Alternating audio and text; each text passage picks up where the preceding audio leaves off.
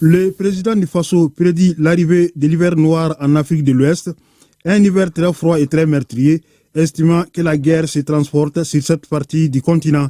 Le capitaine Ibrahim Traoré fait allusion au chaos que les puissances étrangères veulent semer dans les pays de la Confédération des États du Sahel, dont le seul tort est d'avoir décidé de prendre en main leur destin et de gérer leurs ressources naturelles en toute souveraineté.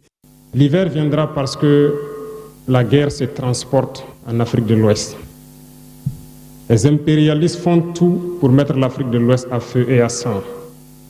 Mais du sommet de l'État jusqu'à certaines populations, soit nous faisons semblant de ne pas voir venir le danger, ou bien nous sommes nous-mêmes complices de ce qui va arriver. Le chaos pourrait s'installer. Je dis bien pourrait s'installer. Beaucoup de gens pourraient mourir. Nous allons nous entretuer de manière tellement atroce que pendant ce temps, ils seraient là à piller nos richesses, à imposer leur volonté. Et ceux qui vont survivre de cette tragédie n'auront que deux choix. Soit s'unir pour toujours contre l'impérialisme ou se résumer à être des esclaves jusqu'à disparaître. Le chef de l'État burkinabé dénonce la guerre informationnelle dont les pays de l'AES font l'objet.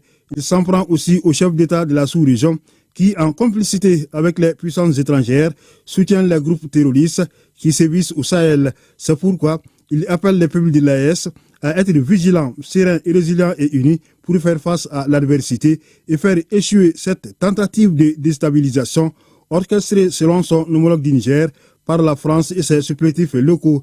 Allusion au sabotage des installations économiques bloquistes de certaines localités.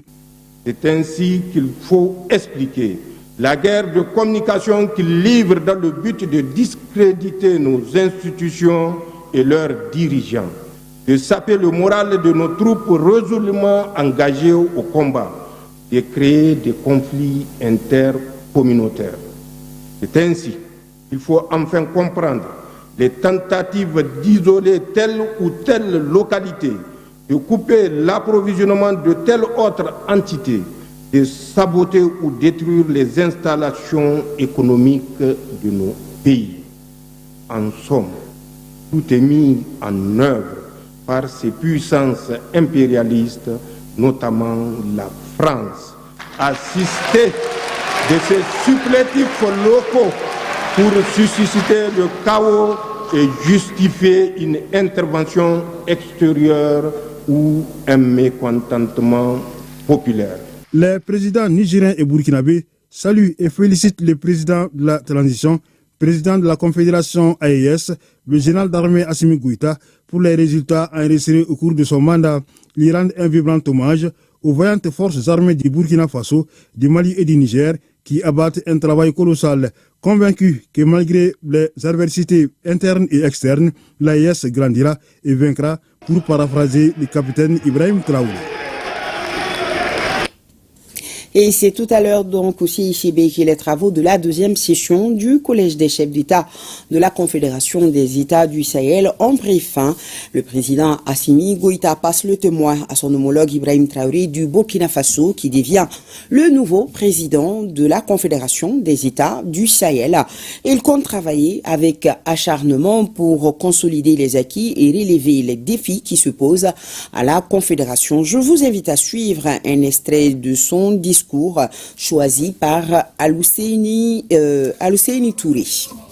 J'ai accepté avec beaucoup d'humilité et beaucoup d'interpellation donc cette lourde mission qui m'a été confiée. Beaucoup d'interpellations en ce sens que lorsqu'on regarde l'enthousiasme des peuples, nous devons de comprendre le message qui nous est passé, nous chefs d'État. Nous ne devons plus dormir. Nous devons continuer le combat, continuer à avancer parce que les peuples aspirent à la paix, les peuples aspirent au développement, les peuples aspirent à vivre heureux chez eux. Sur ce, je tenais à féliciter chaque acteur des trois grands domaines donc, de notre confédération, les acteurs de la défense et de la sécurité, qui ont vraiment fait assez d'efforts pour contenir la menace qui a grandi, certes, mais la menace a été contenue et vous dire encore d'attacher les ceintures, parce que le lancement de la force doit être suivi d'opérations de grande envergure. Et donc, dans les jours à venir, vous serez encore sollicités pour pouvoir intensifier la lutte. Aux acteurs donc de la diplomatie, je vous félicite. Je l'ai déjà fait à Ouagadougou, je vous félicite encore. Parce que vous n'avez pas fait que de la diplomatie, vous avez fait de la diplomatie et de la communication. La communication qui est aujourd'hui un maillon stratégique essentiel dans tout le combat que nous menons. Merci pour ce combat, merci pour ce sacrifice, merci pour toute la lutte pour faire reconnaître notre confédération à tous les sceptiques qui n'ont pas voulu l'accepter au début. Et continuer ainsi parce que de grands défis nous attendent. Nous avons été intégrés certainement dans certaines organisations, comme le général Tchani l'a dit, inutiles. Nous allons voir comment nous retirer de ces organisations inutiles et nous concentrer sur l'essentiel.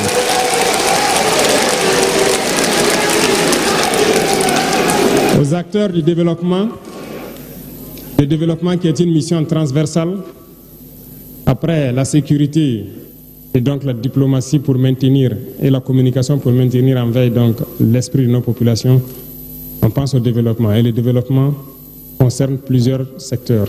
Alors j'invite tout un chacun, dès à présent, à redoubler d'ardeur. Parce que nous nous sommes donné des objectifs et nous avons compris la géopolitique, nous avons compris le monde. Nous nous compterons que sur nous-mêmes a priori. Et ça, il faut que tout le monde l'intègre.